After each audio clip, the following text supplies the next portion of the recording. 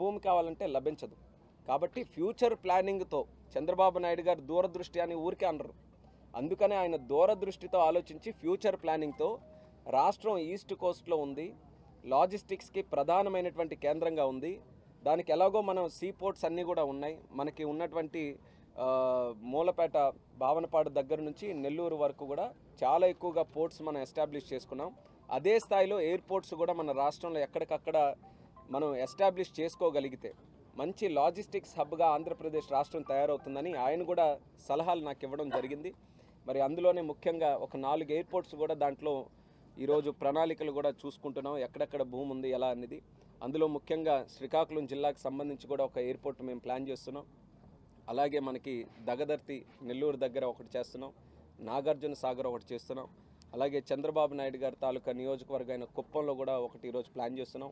దానితో పాటు ఇంకా రిక్వెస్ట్స్ కూడా ఉన్నాయి. అనంతపూర్లో కూడా ఒక ఎయిర్పోర్ట్ ఎస్టాబ్లిష్ చేయాలని ప్రధానంగా రిక్వెస్ట్ చేస్తున్నారు.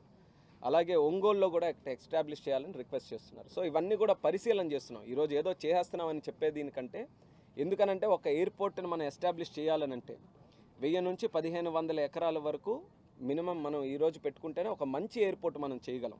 ఇది ఊరికే పేరు కోసం చెప్పే ఎయిర్పోర్ట్లు కాదు, భవిష్యత్తులో ప్రజలందరూ కూడా సక్రమంగా వినియోగించుకునే స్థాయిలో ఉండాల్సినటువంటి ఎయిర్పోర్ట్లు. కాబట్టి ముందుగా ఏవైతే ఈరోజు ప్లేసెస్ చెప్పామో అక్కడ స్థానికంగా నాయకులతో అధికారులతో అందరితో కూడా చర్చించి దానికి కావలసినటువంటి భూమి తాలూకా కేటాయింపు అవన్నీ కూడా చూసుకొని, అది ఎప్పుడైతే మాకు ప్రభుత్వ పరంగా ఒక క్లారిటీ వస్తుందో, ఇక్కడ ఇంత పార్సల్ ఆఫ్ ల్యాండ్ ఉంది, ఇక్కడ ఖచ్చితంగా ఎయిర్పోర్ట్ కట్టడానికి టెక్నికల్ ఫీజిబిలిటీ ఉందని ఎప్పుడైతే వస్తుందో అప్పుడు ఖచ్చితంగా ప్రజలకి కన్ఫర్మ్ చేసుకొని ఈ ప్రాంతంలో ఇక్కడ ఒక ఎయిర్పోర్ట్ నిర్మిస్తామని ఆ రోజు ఖచ్చితంగా మేము చెప్పబోతున్నామని మీడియా ద్వారా ఈ సందర్భంగా తెలియజేస్తున్నాను.